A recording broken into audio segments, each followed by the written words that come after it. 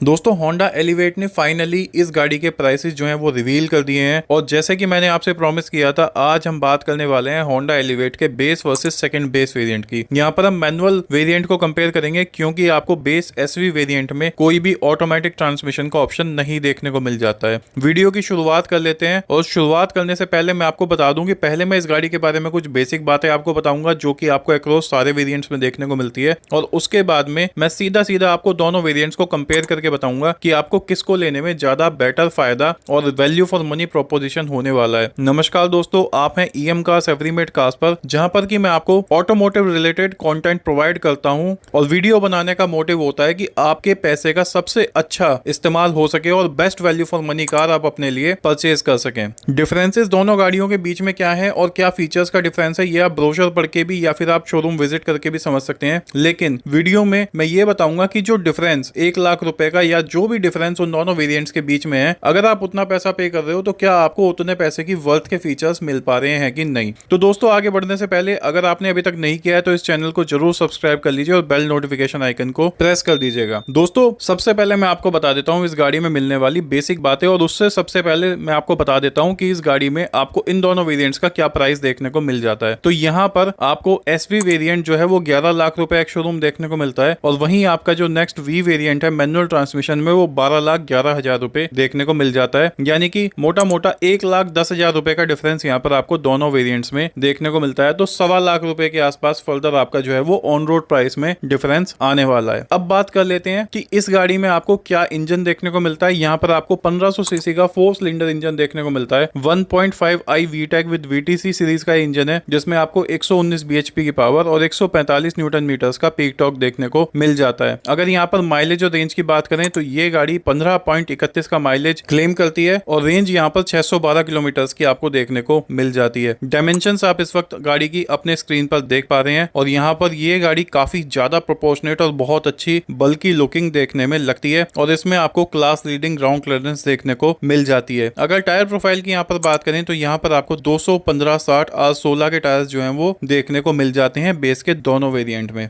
दोस्तों इसके बाद बात कर लेते हैं कि अगर आप 1 लाख रुपया यानी कि 1,11,000 रुपए के आसपास और 1.25 लाख रुपए ऑन रोड कॉस्ट में डिफरेंस पे करते हो तो आपको वी वेरिएंट में कौन से फीचर्स देखने को मिल जाते हैं। तो यहाँ पर आपको 8 इंच का इंफोटेनमेंट सिस्टम देखने को मिल जाता है जिसमें कि आपको 4 स्पीकर देखने को मिल जाते हैं। उसके साथ साथ यहाँ पर आपको वायरलेस एंड्रॉइड ऑटो और एप्पल कारप्ले की फैसिलिटी भी देखने को मिल जाती है। उसके बाद में यहाँ पर आपको होंडा कलेक्ट और टेलीमेटिक्स के कंट्रोल देखने को मिल जाते हैं जिसमें आपको find my car, check vehicle status, geofencing, emergency call, ये सारे फीचर्स आपको उस होंडा कनेक्ट के थ्रू देखने को मिल जाते हैं। उसके बाद आपको यहाँ पर रियर व्यू कैमरा भी देखने को मिल जाता है और यहाँ पर स्टीयरिंग माउंटेड कंट्रोल्स भी आपके लिए अवेलेबल हो जाते हैं। अब दोस्तों बात कर लेते हैं कि क्या आपको 1 लाख रुपया एडिशनल देकर वी वेरिएंट में जाना चाहिए या नहीं। तो यहाँ पर मैं आपको सजेस्ट करना चाहूंगा, अगर आपको सीवीटी ट्रांसमिशन लेना है तो आपके पास में कोई और चारा ही नहीं है, आपको वी वेरिएंट के लिए एटलीस्ट जाना पड़ेगा, ठीक है। लेकिन अगर आपको मैनुअल वेरिएंट लेना है तो यहाँ पर मोटा मोटा अगर देखा जाए तो सिर्फ आपको एक इंफोटेनमेंट सिस्टम मिल रहा है देखने को जो कि